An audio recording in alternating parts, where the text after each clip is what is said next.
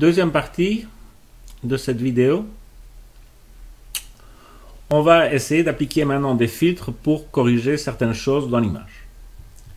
Première chose que je veux essayer de corriger, c'est toujours la peau qui me paraît quand même un peu rouge. Pour ce faire, on va prendre une teinte saturation.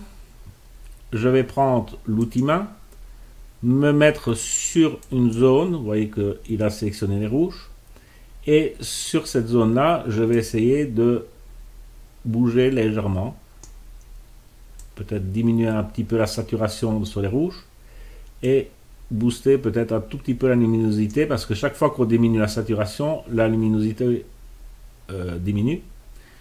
Donc, c'est pour ça que je remets un peu de luminosité. Donc, de cette manière, j'ai corrigé. Alors, si on emploie l'option, parce qu'il y a toujours l'option qui serait colorisée, et on d'être parti faire ceci, mais ça c'est réellement quelque chose qui est trop fort. Donc, c'est bien ici déplacer légèrement le curseur. Vous voyez, c'est réellement très minime ce qu'on fait. On désature un peu et on augmente un tout petit peu la luminosité. Ok. Une fois qu'on est content du résultat, je ferme. Je ne sais pas si vous avez vu, mais j'ai mis mon onglet propriétés qui est ici, donc je peux prendre des propriétés au moment que j'en ai envie. Toujours cliquer sur l'image pour voir le résultat, ce qu'on obtient. Si vous trouvez que vous y avez été trop fort, rien ne vous empêche de diminuer l'opacité du calque. Pour diminuer l'opacité du calque, une bonne option, c'est d'appuyer sur la touche V et de pouvoir, avec les touches clavier, mettre 50%, 60%, 70%, 80%. Et donc, moi, ici, je vais mettre plutôt quelque chose à 60%. Donc, ça vous permet de juste regarder l'écran sans devoir regarder la position de votre curseur de la souris. Donc, le raccourci, c'est V, et puis les touches du pavé numérique. Donc, ça, c'est une chose. Deuxième chose qui m'ennuie, c'est que mes tons clairs me paraissent encore quand même un peu trop clairs.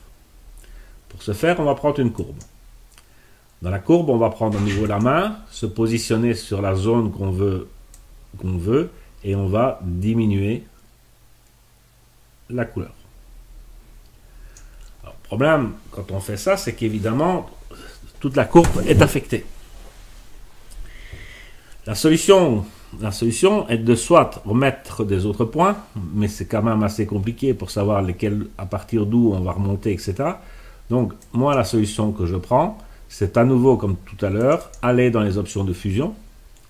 Et dans les options de fusion, faire quoi? Décider sur quoi on agit. Donc ici, je vais plutôt enlever l'effet sur les hautes lumières, appuyer sur la touche Alt pour séparer, et puis diminuer. Ok. Toujours cliquer sur l'image pour voir le résultat. C'est bon, c'est pas bon, on y va. Pas avoir peur non plus de passer en zoom V et aller voir dans les détails s'il n'y a rien qui choque dans votre réglage. Ici, c'était mes hautes lumières. Moi, je ne vois rien qui choque comme ça. Donc, je vais le tenir comme ça. OK? Donc, c'est pour vous montrer un peu la différence. Ce qui me choque quand même un peu dans cette image, c'est mon fond qui est devenu cette fois-ci un peu gris clair. Et donc, on va prendre à nouveau une courbe. Et cette fois-ci, on va prendre toujours la main. On va venir se positionner sur le fond. Et donc, vous voyez qu'on voit l'image, on voit sur la courbe le point qu'on vient de créer pour assombrir le fond. Toujours la même solution, c'est-à-dire après ça, on clique dessus. Ici, bon, on va commencer à mettre quand même des noms parce que sinon ça va être compliqué. Là, c'était le fond. Là, c'était les hautes lumières.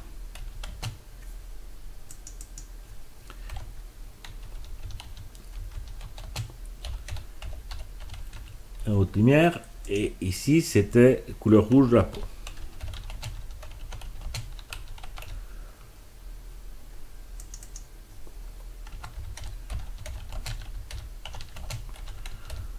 fait de mettre des noms nous permet à tout moment de pouvoir voir qu'est-ce qui se passe.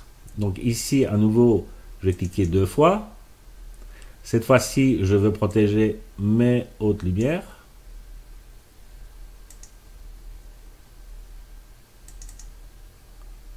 Je veux protéger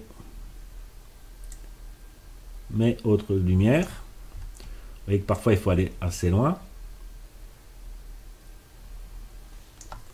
Voilà. Là aussi, on regarde qu'est-ce qui est affecté. Clairement, les cheveux ont été assez affectés.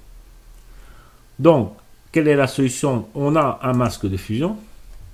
On va prendre le pinceau. Pour ce faire, le raccourci du pinceau, c'est B. Pour brosse. Et on va venir peindre en noir sur le calque. Alors, moi, j'ai des raccourcis clavier pour agrandir, je vais dire,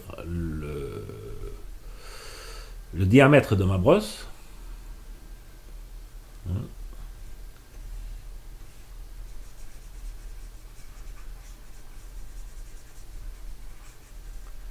Alors toujours cliquer pour voir où c'était encore appliqué.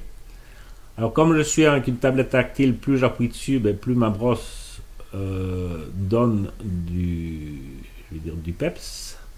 Donc donne de la couleur noire pour effacer mon effet. Et je joue principalement sur le flux, pratiquement jamais sur l'opacité. C'est très rare quand j'utiliserai l'opacité, ça viendra peut-être dans des tutos, mais c'est relativement rare.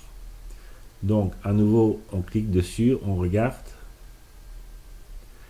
Parfois, une bonne option de voir aussi, c'est appuyer sur le Alt et afficher le calque. On se voit que ici, j'ai oublié une zone. Et donc, c'est intéressant de pouvoir faire ceci aussi rapidement sur le calque. Et puis, on reclique sur ceci. Et comme ça, on est sûr qu'on a mis de la peinture blanche et qu'on n'a pas oublié une petite zone quelque part. J'en ai sans doute oublié une ici. Voilà, parce que ça me paraît vraiment très foncé. Donc, ici, j'ai refait un fond. Et j'ai refait un fond assez foncé. Et j'ai redonné une luminosité. Donc ça, c'est les étapes pour corriger la photo. Et je vais grouper ceci dans un groupe.